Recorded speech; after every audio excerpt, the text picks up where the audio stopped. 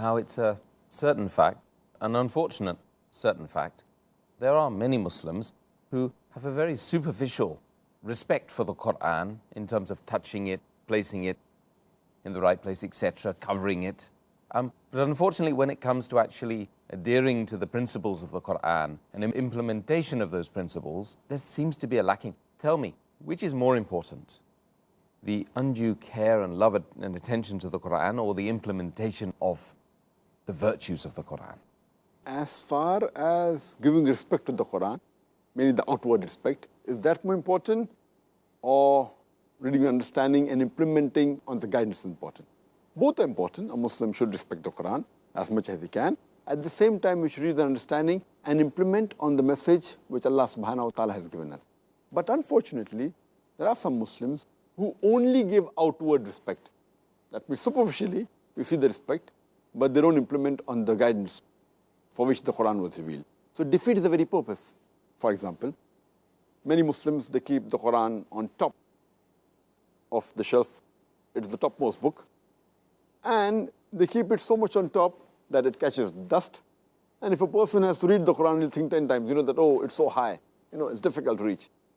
The Quran should be a book which is a guide for your day-to-day life. It should be kept handy, like a guide, a textbook which is referred daily. It's kept at a shelf which is easy for approach, so that you can have it at any opportunity that you require it. That is the way we should treat the Quran, as a guide for our life every day. Furthermore, some people, they tie the Quran securely in a silk cloth and keep it on top. And if a person has a few minutes, maybe 10 minutes time, he would not bother read the Quran. The thought of him getting the Quran down and untying it and again tying it securely in the silk cloth, that itself will take 10-15 minutes. So he says, what's the use of spending the time reading the Quran? So it should be handy, and whenever a person feels, he should be able to approach it. Many of the Muslims, they have 1,000 questions before they touch the Quran, as though the Quran is an RDX bomb. It's going to explode. They have 1,000 questions that, are you in wudu? Is it all right? Can I touch the Quran? Can I read the Quran while standing? Can I read while traveling? Having the shoes and reading the Quran, it is haram. Where did they get this from, that which hadith or which Quranic verse says that you can't read the Quran with the shoes on? So it defeats the very purpose. It should be a daily guide for the Muslims. And it should be handy. And at every opportunity that you have, you should read the Quran. And we find this very often. If you go to the mosque in the Gulf countries, that if a person who comes to pray to the mosque, if he has a few minutes, he doesn't waste time. He picks up the copy of the Quran and he reads. And we find that most of the people that come early, they read the Quran. But in the mosque in the subcontinent, that's India and Pakistan, you may see a few people reading the Quran, maybe in the first row. And if someone in the second row reads the Quran, they will immediately stop him. The back, your back is facing the Quran, it is haram. So these things were superficial respect, outward respect. It's not really what the Quran has been revealed for. It is revealed as a guidance for humankind. You should read it whenever you have an opportunity.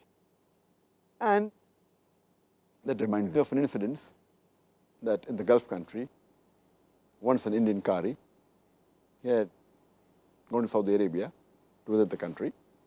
And because he was a very good Qari, they allowed him to lead the Maghrib Salah. So the Qari recited in the Salah, Surah Fatiha, then Surah Yusuf, and with a very good voice, melodious voice, with tajweed, alhamdulillah. After he finished the Salah, there was an Arab who was smiling. So the Indian Qari, he asked him, that why? Didn't you like my qiraat? So he said, no, your qiraat was wonderful. But I was wondering that in the Salah, you put Yusuf alayhi salam inside the well, but why didn't you get him out before the Salah was over? The joke is that he read the Quran, Surah Yusuf, but didn't understand what he was reading. So he put Yusuf alayhi salam in the well, but before the Salah, at least he brought him out of the well. So it's very important that besides giving respect, which is important, you should give respect. But the main thing is read the Quran with understanding and implement its guidance in your life daily. That's the best.